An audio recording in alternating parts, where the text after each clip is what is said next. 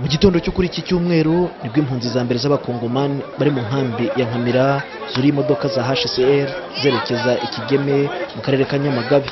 N'urugendo izo mpunzi zemeza ko ruzijyanye kure y'igihugu cyazo, ariko nanone zikemeza ko rutewe n'ibibera muri icyo gihugu cya Repubulika Iharanira Demokarasi ya Kongo. Impunzi z'abakongomani ziba muri inkambi ya Nkamira zayibagamo zinakurikirana n'amakuru yo hakurya muri Kongo ngo zimenye niba hari umutekano wagarutse zibe zasubirayo. Ariko kugeza na n'ubu bavuga ko nta mutekano kuko n'abagenzi babo bakibasanga mu nkambi ya Nkamira bavuye muri Repubulika Iharanira Demokarasi ya Kongo. Ibyo bigatuma bavuga ko icyemezo cyo kubimurira mu nkambi ya Kigeme ari ngombwa. Umunsi ku wundi amakuru yacu turayumva bitewe nuko bagenzi bacu b'abakongomani baracyadusanga hano bahunze.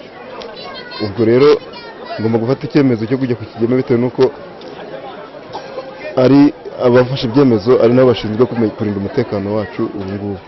Ni kubera impamvu z'intambara niba ngombwa tuzatahuka. Mu gihe bamwe buriraga imodoka bimurwa mu nkambi ya Nkamira, abandi biyandikishaga ku bwinshi ngo nabo bazimurwa.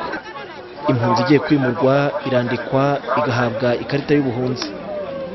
Impamvu nyamukuru yo kwimuriza impunzi ni uko amategeko agenga impunzi ateganya ko nta mpunzi ikambika hafi y'igihugu yahunze.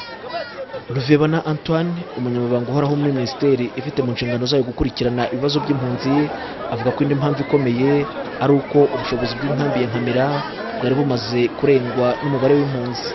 Inkambi yatangiye igomba kwakira 600, tugenda tuyongera kugeza ishobora kwakira 5700. Kigeze dufite abantu hajya ku 5600.